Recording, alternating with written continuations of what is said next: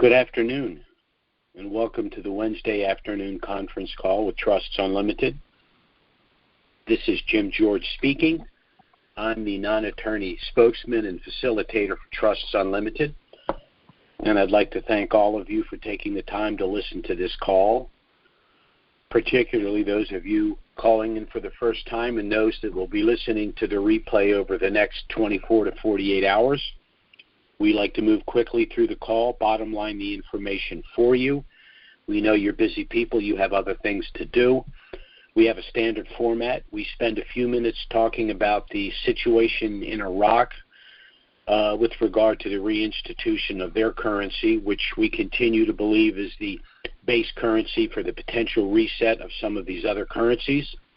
A few minutes talking about the program we've put in place to assist you, and then we go to a brief Q&A. So let's go ahead and get started and talk a little bit about the situation in Iraq. First, by way of disclaimer, Trusts Unlimited is not the purveyor of the dinar and these other currencies. We are not advocating either the sale or purchase of these currencies, but as rather substantial currency holders ourselves, we're sharing with you the information that we think is relevant. And of course, the most relevant piece of information would be a potential window for the reinstitution of the Iraqi dinar. Last week, I talked about a window between 45 to 60 days, with a worst-case scenario being January of 2021. And we're going to stick to that potential window of 45 to 60 days. There's a lot going on in Iraq, but as of late, some of the news is good. Prime Minister-designate al-Zarfi has, in fact, submitted his cabinet of ministers for confirmation in the parliament. The parliament is scheduled to vote either Thursday or Saturday of this week. Now, as expected, the Shia blocs have expressed opposition to some of the individuals named within that cabinet, but they will support, allegedly, according to their spokespersons, they will support the Zarfi cabinet because they believe that this is only going to be a temporary government, that there will be formal elections within a year, and inasmuch as al-Zarfi is merely the prime minister designate, they're going to go ahead and vote to proceed. The Shias have also announced that they plan on supporting al-Kazemi, which was one of the other potential candidates for the prime minister designate. He is a Shia and previously was an intelligence officer with the government. But if, in fact, the parliament does vote this government into place on a temporary basis, we have a real window for the reinstitution of the currency in the next 45 to 60 days, because we will have not only the new government in place, but the CBI has also completed all its work with regard to the project to delete the zeros and the dissemination of the lower denoms and coinage to the 8 regional banks. Now, of course, the fly in the ointment remains the Iranian interference into Iraqi affairs. They know that the reinstitution of the Iraqi dinar means that Iraq will then not be so dependent on Iran and will be able to proceed with international contracts for the rebuilding of their infrastructure, their electrical grid, water services, and rebuilding of the infrastructure.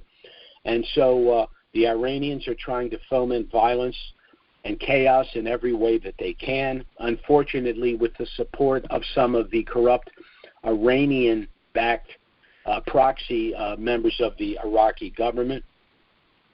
But they're going to run into a problem. First, the United States has instituted a troop surge in Iraq. President Trump has made it abundantly clear that from this point forward, there will no longer be a proportionate response to any violence from either the Iranians or their proxy militias in Iraq, but there will be a substantial response to any provocations on their part. In addition, NATO has announced that they are sending trainers in to assist the security forces of Iraq. Now, why would NATO be doing this? Because NATO knows from their earlier discussions with Trump on other issues, which I'll get into in a moment, NATO knows that Trump means what he says, and he will punish the Iranians. And what the NATO does not want to see is a civil war or a proxy war being fought in Iraq or anywhere in the Middle East. So NATO is now assisting the United States with the security forces in Iraq. The United States now is also monitoring directly the CBI operations and specifically their auctions. Recently, though they stopped auctions of the Dinar, they have been auctioning off the U.S. dollars that they've held in reserve, and that money somehow finds its way to Iran, who then now has the money to fund Hezbollah and some of their other militias. So the United States is going to put a stop to that. One of the things al-Zarfi has promised to do also to assist the protesters and the citizens of Iraq is, if his government is put into place, he wants to start paying the Iraqi families a stipend of dinar equal to about $120 USD each month. So steps are being taken to deal with the Iranians, which is the only really stumbling block to the proceeding with the establishment of the new government and the reinstitution of their currency. Now, Trump has done a lot of other things having to do, of course, with the coronavirus in the United States and globally, and having to do with his basically trying to force the transition from central bank organized global fiat currencies and the transition to Basel III compliant commodity-backed currencies. We know, as I said earlier about NATO, Trump basically forced the NATO participating nations to fund their own defense rather than relying on U.S. dollars to do that. Trump is in the process now of nationalizing the Federal Reserve, which of course has been an abusive and corrupt organization in the over 100 years that it's existed. What I anticipate will happen is there will be a complete audit of the Fed operations and our gold reserves, which is going to go very badly for certain individuals within government. He's also now taking direct management of the Exchange Stabilization Fund. It's a global fund having to do with balancing currency exchange transactions. That has been operated by the Treasury, but Trump is basically, through Mnuchin, is making sure that's being done pursuant to his objectives.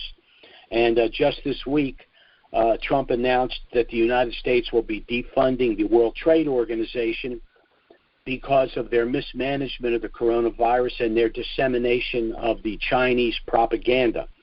So all of these things, while they may seem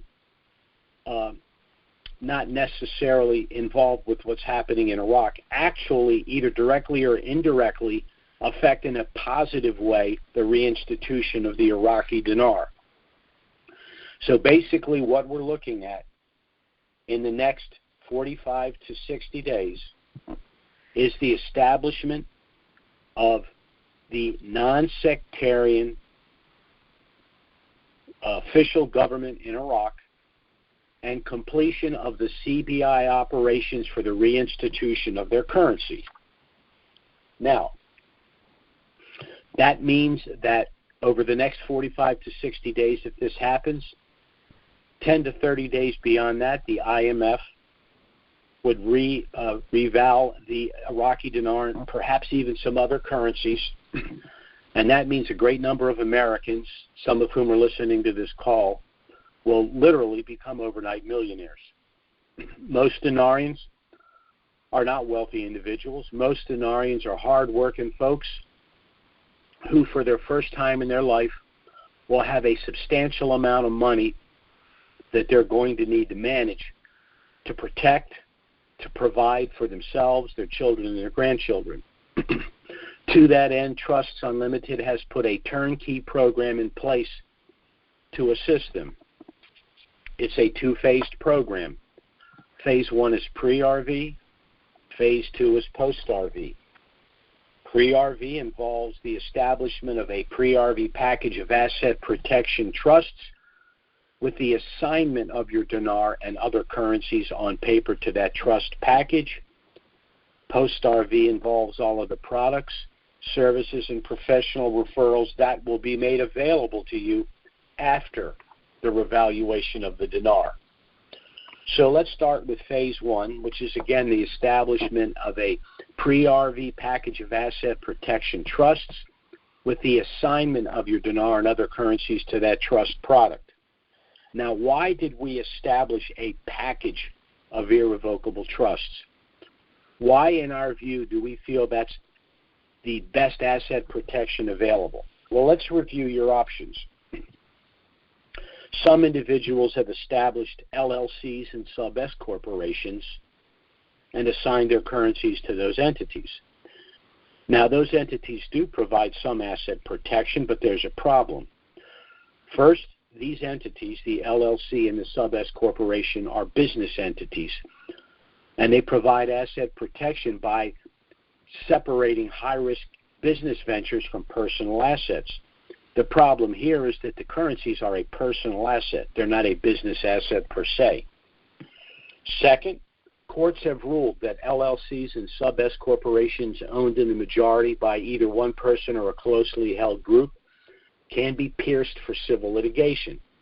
So the LLC and the sub-S corporation simply cannot provide the asset protection you're going to need and want. Some individuals have established an entity referred to as a revocable or a living trust. And those trusts do allow your estate to bypass the cost and delay of probate and can reduce and in some cases eliminate the federal estate tax. But revocable or living trusts can provide no privacy or asset protection. So they're going to be inappropriate for your needs. Some individuals have established a single irrevocable trust. And of the assets that I've just described, the individual irrevocable trust provides the most asset protection. But even that has an inherent flaw, and it's this. With a single irrevocable trust, all of your assets are owned by that one single entity. So if any asset within that trust is dragged into civil litigation, that would necessarily drag the rest of your assets and net worth into that litigation as well, because they're all owned by that one single entity. The solution to the problem is to establish a package of irrevocable trusts, which in our view is the only ironclad asset protection available under our system of civil litigation. But not only must an individual establish this package of trusts to protect this newfound wealth, this package must be established prior to the revaluation of the dinar and these other currencies for a number of reasons. And I'm going to walk through them with you here. First, by establishing this package of trusts, you will preserve your privacy and your anonymity. That's because assets held within our trust package are sealed, meaning that the general public will have no knowledge of your net worth or your actual holdings. Second, by establishing this trust package, you will be able to avoid personal IRS scrutiny. What do I mean by that? If you are holding these currencies in direct title when they revalue, the IRS computers will most likely spit out an audit. And with the potential magnitude of this revaluation relative to your prior year's earnings, you're probably looking at a full-blown 6-year audit. Such an audit would be time-consuming. It would certainly be frustrating because it's going to come along right at the time these currencies revalue, and there's a lot of other much more important things you'd rather be doing. But third, the cost of a 6-year audit would actually be more than the cost of our asset protection trust. On the other hand, if you have established this pre-RV trust package and you have assigned your currencies to that trust package, you will have successfully transferred the taxable event of this revaluation from yourself personally to the trust, Now, that's important for two reasons. First, there's less than a 10% chance of an IRS audit if this taxable event were to occur within a rather sophisticated trust package such as ours. But second, and most importantly, even if the IRS determines to audit your trust, they can't do a 6-year audit. Why? Because the only taxable event within the trust will have been the revaluation itself. The third reason you'd want to establish this trust package is if you plan on gifting pre-valued currencies to individuals in certain situations. Philanthropic gifting can always be done on a tax-preferred basis, either pre- or post-RV. But in order to avoid a substantial 40% federal gift tax, you're going to need to give currencies to family and friends prior to the revaluation. Now, if you're gifting to individuals that you have no problem giving them the currency to exchange for themselves, or giving them the U.S. dollar lump sum after you've negotiated the exchange, that can be accomplished outside of a trust with a standard gift letter. But if you are hesitant for any reason to give any of these individuals the post-RV lump sum, you can gift to them through the special gift subtrust that we have established along and within the package. By gifting through this gift subtrust, their U.S. dollars and their privacy will be protected right along with yours. The language of this gift subtrust allows you to gift up to a certain amount of a pre-valued currency or currencies, meaning you can gift to these individuals the exact U.S. dollar amount that you had in mind, irrespective of the exchange rate. And because you are gifting through this subtrust, you will be able to manage, invest, and distribute these funds to those individuals as you deem appropriate. That can only be accomplished through the gift subtrust that we have established for this package. The fourth reason you'd want to establish this trust package is because it's been structured in such a way as to allow your estate to bypass the cost and delay of probate and the federal estate tax. I'll give you two quick scenarios. Scenario number one, you purchase 5 million dinar for $5,000. The day after that, those currencies revalue for $25 million. The day after that, you pass away, leaving your heirs an estate of $25 million. Now, that estate must go through probate, a process that ordinarily can take anywhere from 6 to 18 months. But probate is a public disclosure process, meaning that the general public will be aware of the size of your estate, who your heirs are, and how much they each stand to inherit. So if anyone feels they have a legitimate claim against you, your estate, or your heirs, they can simply file that claim with the probate court. And that could tie the estate up for years, and in some cases even decades. And your heirs will have either limited access or no access at all to their respective inheritance until the probate process is completed. Then there's something called the federal estate tax. This is the tax that the federal government would assess in order for that estate to be transferred to heirs. Under current law, approximately $10 million of that $25 million estate would bypass any federal estate tax, but the balance could be taxed as much as 55%. Now, this scenario is not only unacceptable, it's completely and totally avoidable. Scenario number two, you purchase 5 million dinar for $5,000. The day after that, you transfer those currencies on paper to our asset protection trust package. The day after that, those currencies revalue for $25 million.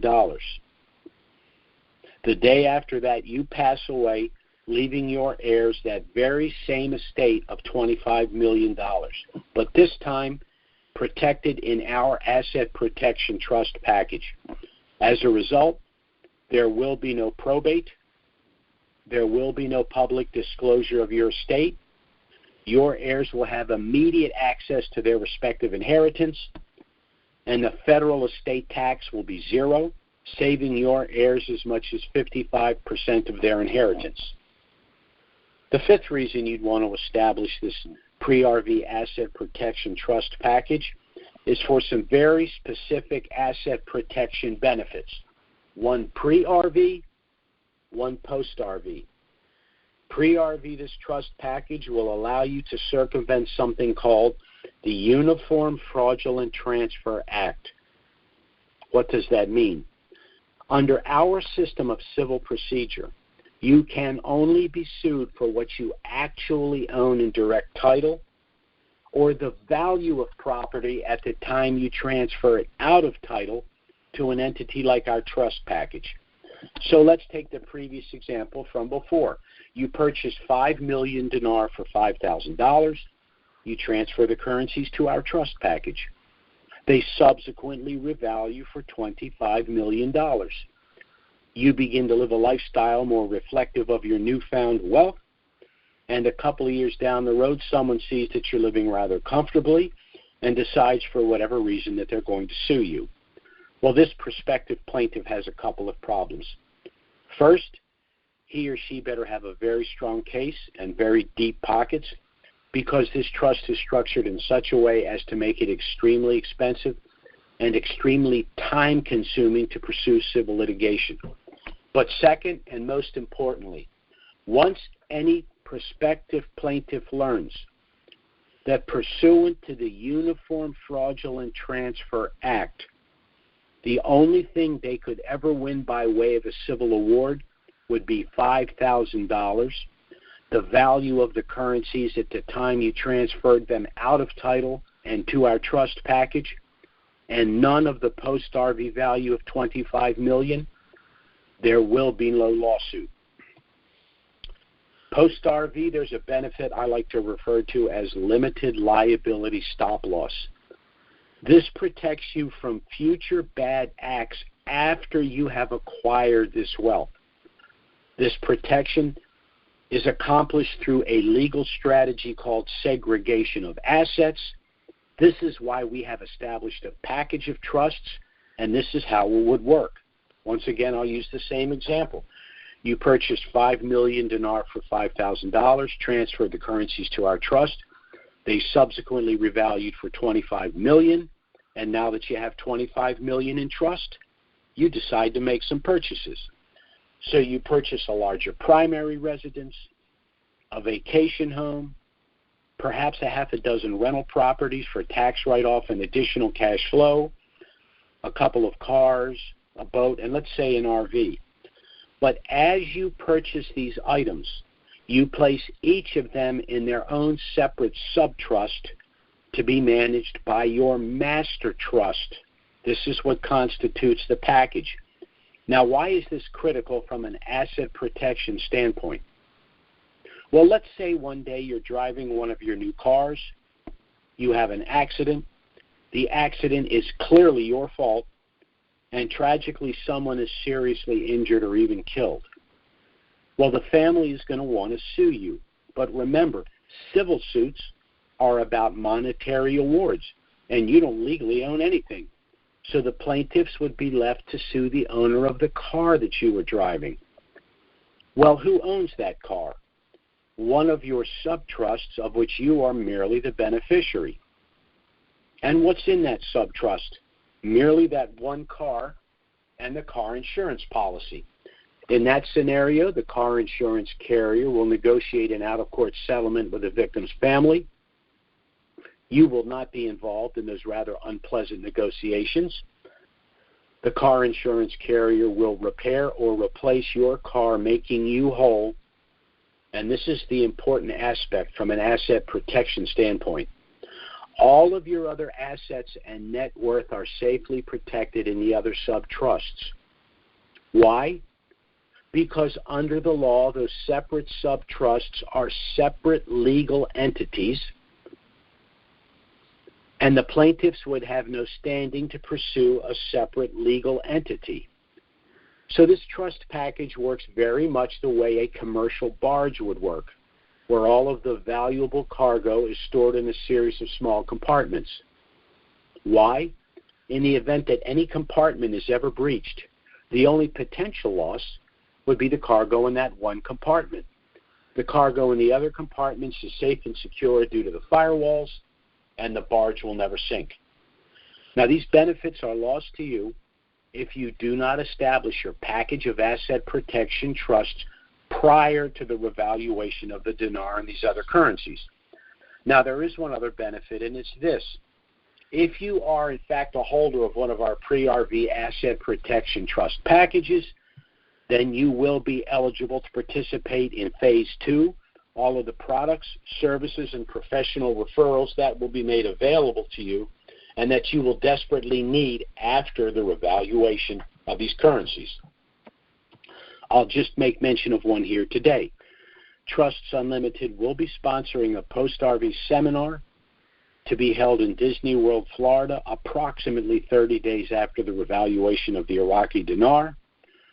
Present at that seminar will, of course, be the staff of Trusts Unlimited to instruct and assist you with the management and funding of your trust packages post-RV. Many of our clients have already expressed a desire to establish scholarship funds, foundational trusts, special needs trusts, charitable remainder trusts, and even the more complicated 501c3 nonprofit and offshore trusts. And the proper way to fund those entities is through the direct transfer of funds from your asset protection trust to those newly formed entities. We'll also have our tax specialists there. Many of you who, for the first time, will have a substantial amount of wealth will need to understand the sophisticated tax strategies that you're going to need in order to ensure that you are not overpaying taxes and having funds confiscated unnecessarily. We'll also have our independent fee-based wealth managers there as well. You're going to want to reposition assets after the revaluation for a number of reasons. First, we know statistically that 95% of all windfalls, however large and from whatever source, are lost within 3 to 5 years due to inexperience, mismanagement, and fraud. We also know that under the new G20 bank bail-in provisions, the failure of major banks in the future will no longer be made whole through the general taxing authority of the respective governments, but first and foremost by the confiscation of funds at the accounts at those banks. So you're going to want to get money out of the banks and in other markets as quickly as possible. And last, the general global shift from fiat-based to Basel III compliant commodity-backed currencies in and of itself is going to create extremely volatile financial markets, and you're going to want a substantial amount of your net worth in tangible assets in order to avoid the risk of that volatility. Now, our trust package is initially a package of 10 trusts consisting of one master trust that will hold your assigned currencies pre-RV, financial assets like bank accounts and investment accounts post-RV, and manage these sub-trusts. One optional gift sub-trust, which can at any time, either initially or at some point in time in the future, be converted to a standard sub-trust, and 8 additional standard sub-trusts to hold physical assets like homes, cars, boats, etc. Now, this was the simplification of a rather sophisticated trust package that we've utilized in the past for our more affluent clients, a package that had an initial cost of anywhere from $6,000 to $10,000. But nearly a decade ago, when we decided to work with Dinarians, we knew that that price tag was going to be unaffordable for many. So by simplifying that trust package and deferring all funding to after the revaluation, we've reduced the cost to $3,000. Now, there are several ways you can pay for that. If you pay us up front, we'll discount the price further to $2,500, saving you an additional $500.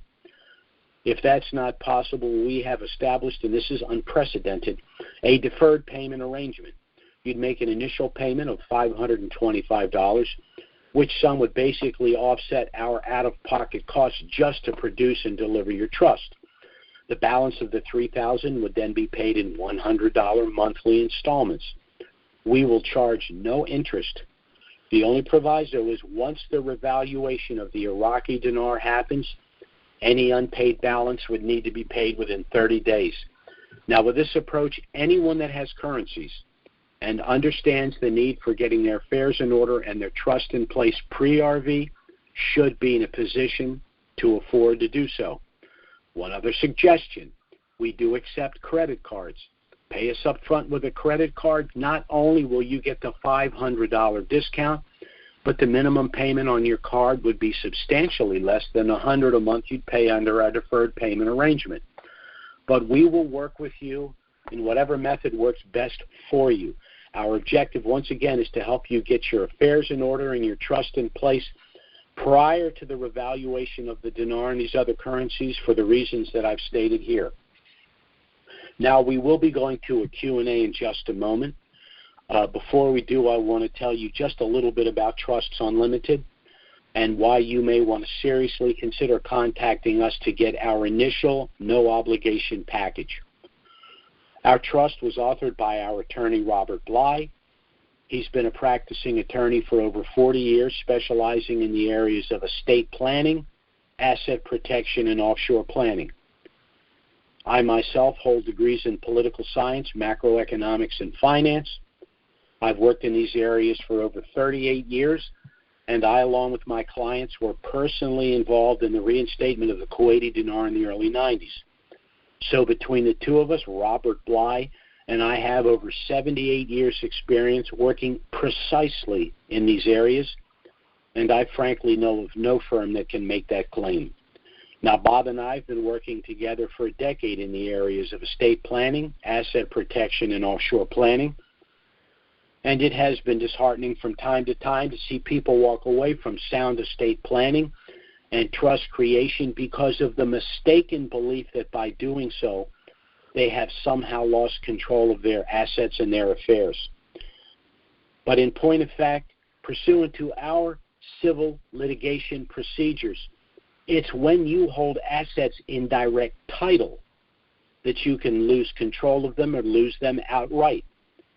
And it's at precisely those times in life that you need and want control.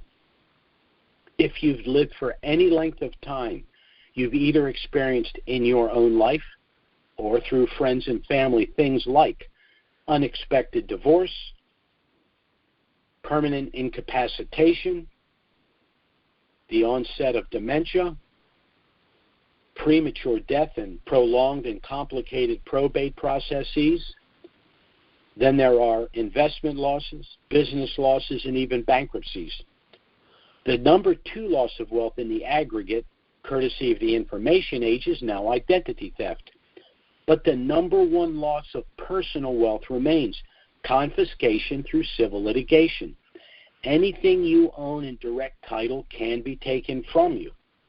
So in point of fact, the only way that you can manage, protect, and control everything at all times and in all circumstances is through the establishment of a package of irrevocable trusts, and particularly if you have an asset like these currencies that you're anticipating a substantial increase in value.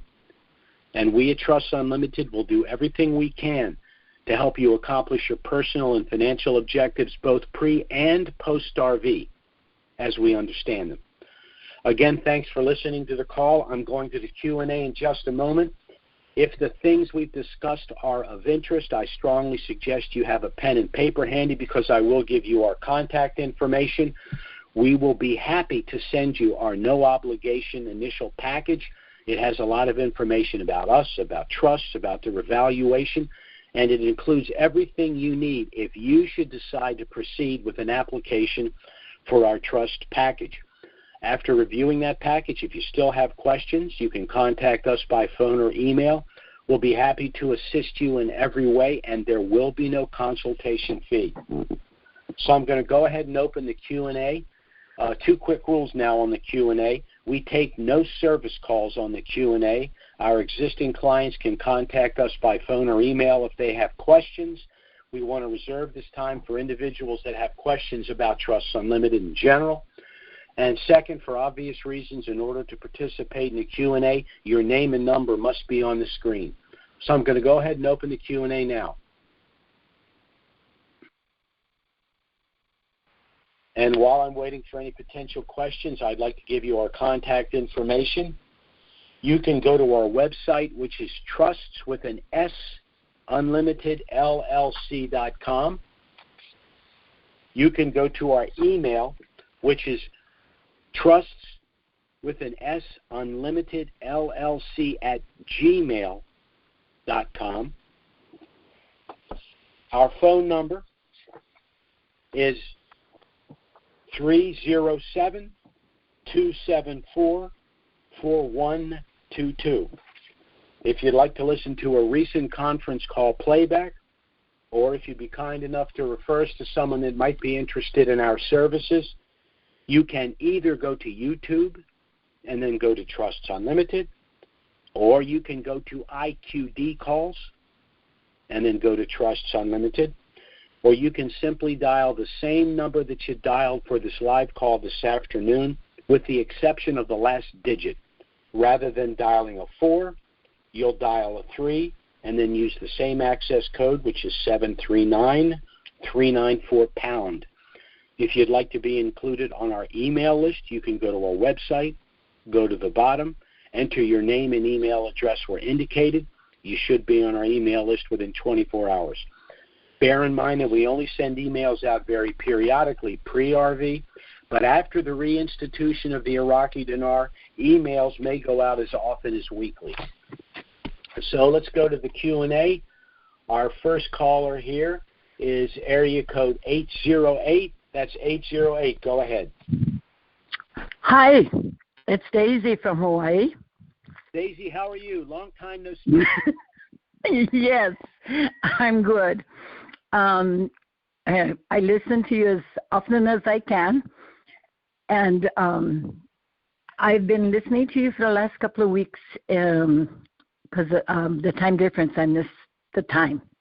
Anyway, we're a little concerned about this no travel thing, and I'm hoping that by June, July, it'll be, if not over, at least relaxed so that we can go. And if we can't go, what happens to us? Okay. I think we're going to bypass the problem. I think that's going to happen. But let's say, for the sake of argument, because we've discussed this with our attorneys, it'll affect our Disney thing as well. Yes, that's what I mean. Let's say for example, now once the currency reinstitutes, not when it revalues, once it reinstitutes, then we reset everything we're doing here, and we have a list of things that we're going to be dealing with. We're going to be going to the banks to try to negotiate a better deal for all of our clients. There's a number of things. You know, we're going to organize the seminar in Disney, and if that's not going to be possible, we're going to do it in office with DVDs and make them available on YouTube and elsewhere. But one of the things we're also going to do is, if there's the travel ban in place and we have currencies and individuals, because of their location, do not have a local bank that they can go to, then we're going to be contacting the Treasury Department anyway because of our private letter ruling regarding the taxation after the revaluation. We're also going to try to get some sort of an exemption, a delay on any potential tax liability if there's a travel ban. Our argument's going to be, if the government prohibits us from traveling, that means we're unable to go to exchange the currency to pay a projected tax. So we are going to be dealing with that once the reinstitution happens. Okay? Okay, great. That's wonderful. Yeah, we've had to try to think this through. We had enough logistic nightmares to begin with, but with the coronavirus, we have to operate on two tracks. If everything goes according to plan, or if the coronavirus does this, then what's our plan B? So we are putting a plan B in place. Okay, well, hopefully you have C and D available too. Yeah, let's hope not, but it is what it is. We're going to be on the fly with this. That's great. That's great. I have full trust in you, and can't wait for this to happen. Take care, Daisy. And you sound like you have. You too. Take care of yourself. Okay. Oh, Bye-bye. yeah. Bye. Okay, our next caller is area code 801. That's 801. Go ahead. Jim, how are you this afternoon? Okay, who's this? This is Clay Blackwell. Yes, how are sir. You? Good All to hear right. your voice. Listen, a couple of questions. One is, with these trusts, if the law changes, are these trusts grandfathered regardless? Yes. Okay, so once we set them up, we're good to go. Yes. Okay, and I didn't hear you mention it, but will the trust allow me to invest in the trust without pulling out my principal? In other words, and when I get ready to pull principal out or money out of the trust, be taxed on it at the tax rate, whatever it is, long-term gains or income at that time, or will it be taxed while it's earning interest, per se, while it's in the trust? All right. Now, this is why we've wanted clarification from the IRS. We know for a fact that the dividends and interest will be taxed. If they're retained by the trust will pay the tax. If they're distributed to you, you will pay the tax. If it's a split arrangement where the trust keeps half of the gain and you receive the other half by way of a distribution, you and the trust will pay tax on whatever portion that they have. The issue is, what's the tax going to be on the principal within the trust? That will depend upon whether they call the profit from the exchange within a trust taxable. Let's say, for the sake of argument, that Section 643B of the code holds up, meaning that if you do this exchange within our trust, the principal is tax deferred. That also would mean that if you pull the principal out, it would be taxable to you at a personal rate. The way to get around that's twofold. One, either allow this to accumulate long enough so that what you pull out's profit on the profit, in other words, dividends or interest, or the best way to do it, this is what I would do. This would be, let's say that it's tax deferred, and let's say you have $10 million in the trust, and let's say immediately you want to put $100,000 down on a property. Well, that would mean you'd have to pull principal out, and that would be taxable, which means you theoretically need to pull $200 out to net $100. No, what you would do is you'd borrow $100,000 from the bank using the funds as collateral. Now, you don't want to pay 5% on a $100,000 loan, but that's better than paying 50% tax on a $100,000 withdrawal. So there's things we have to do to get around it. But in politics and in economics, there's always a trade-off. If there's a benefit on one side, there's usually a mitigating liability on the other side.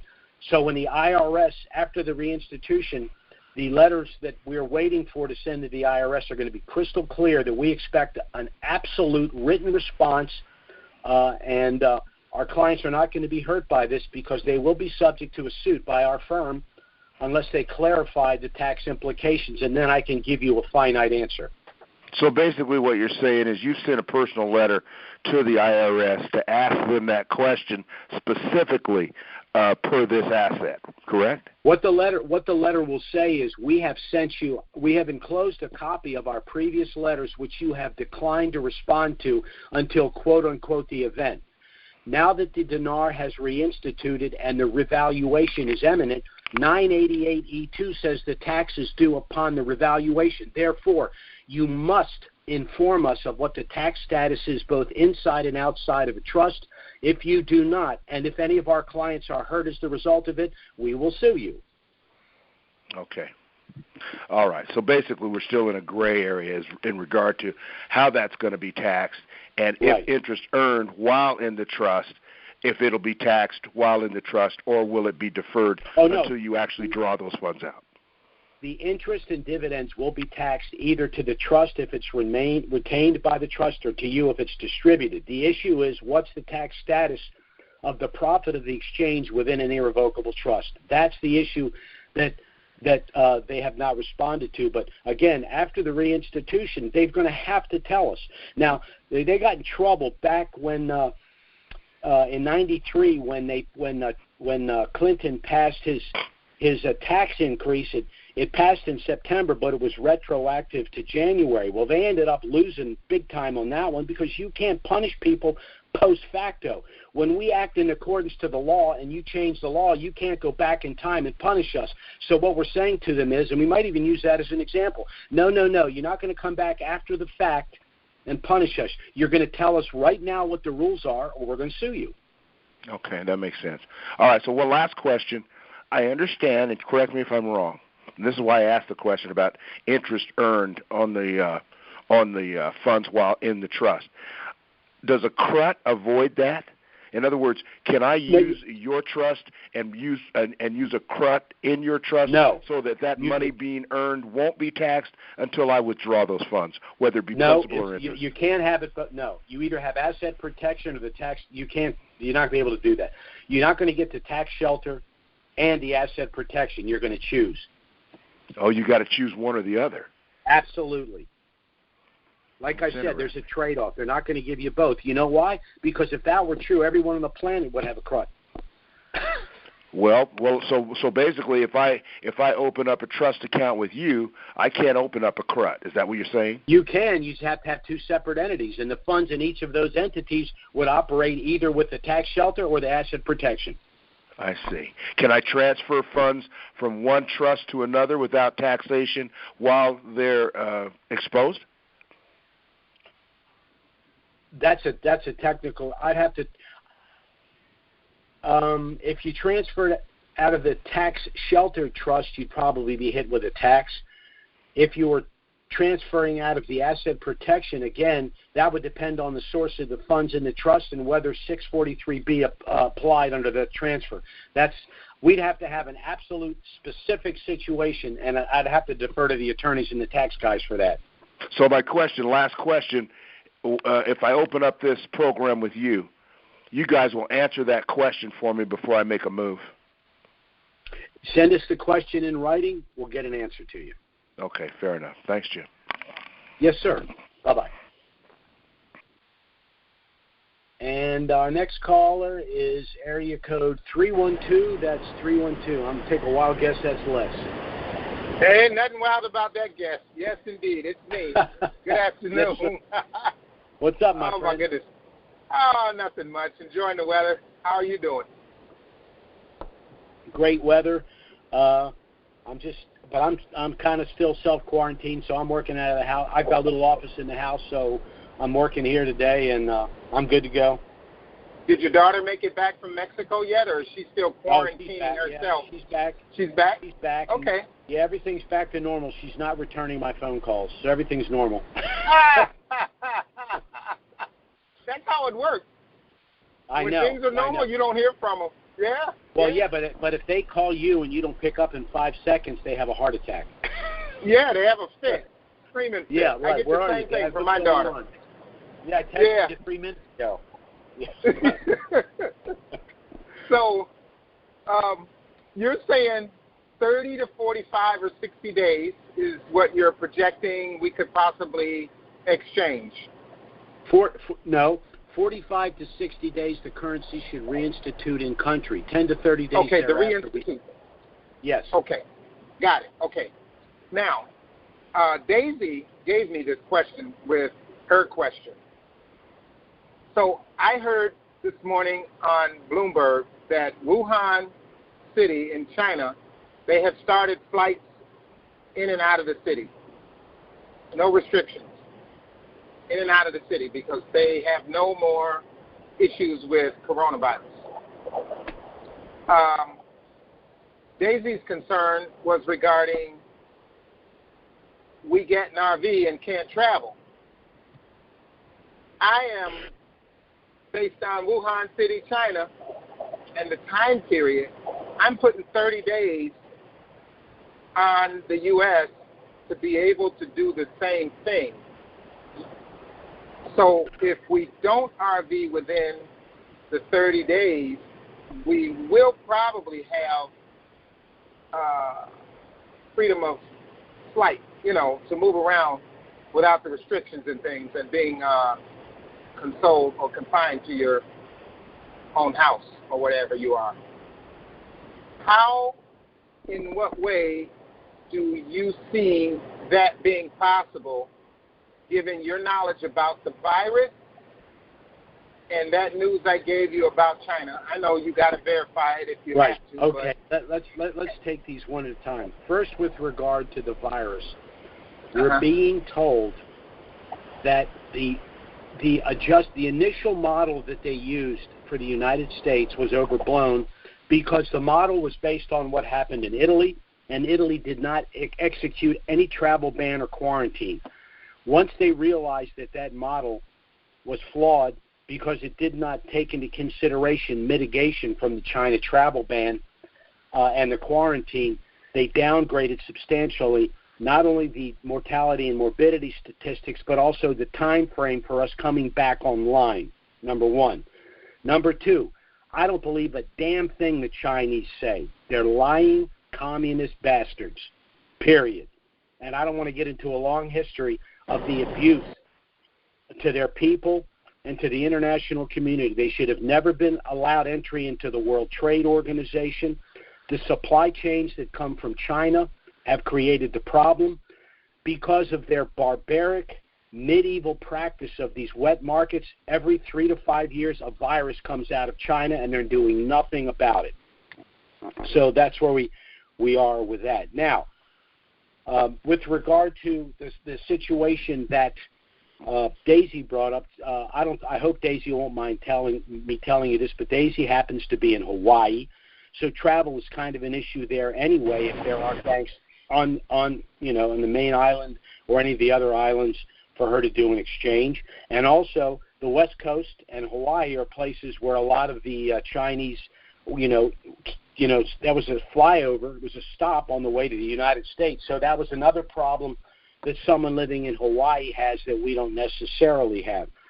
But again, I do think that the Trump administration's getting this under control.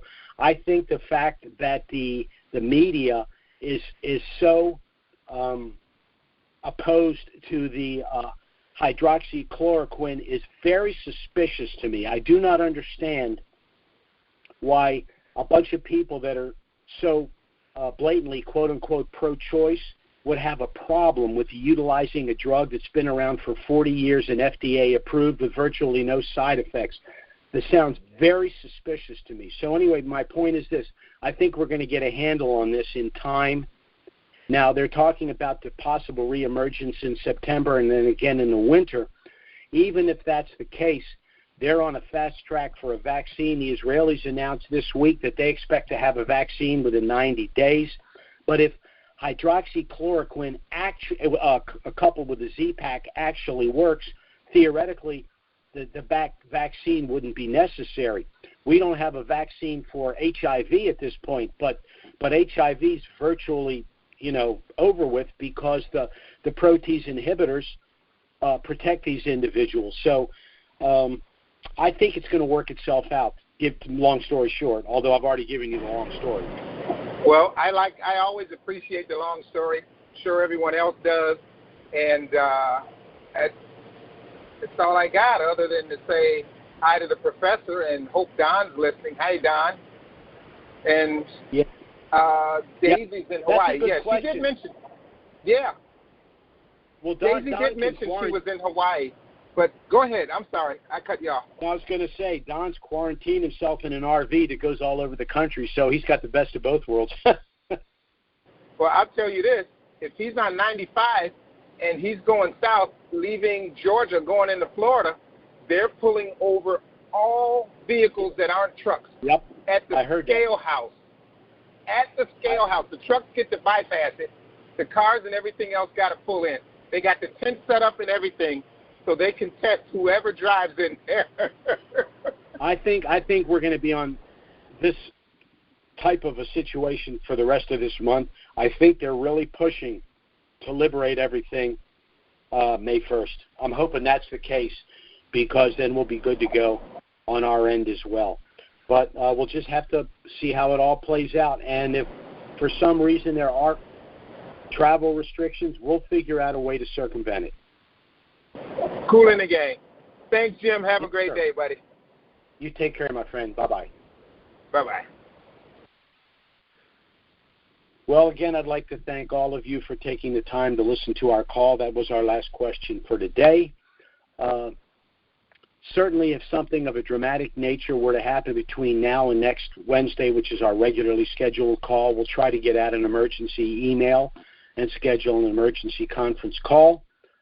Failing that, we will be back next Wednesday, noon Eastern, 9 a.m. Pacific. Thanks for listening and have a great week, everyone. Bye-bye.